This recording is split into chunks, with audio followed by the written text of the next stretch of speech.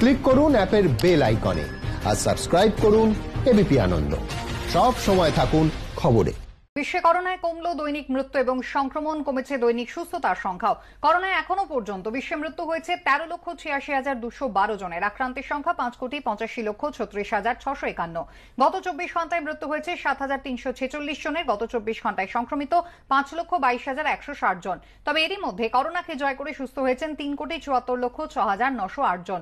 একদিনে সুস্থ হয়েছেন 2,51,546। গতকাল দৈনিক সুস্থতার সংখ্যা ছিল 3,74,797 জন।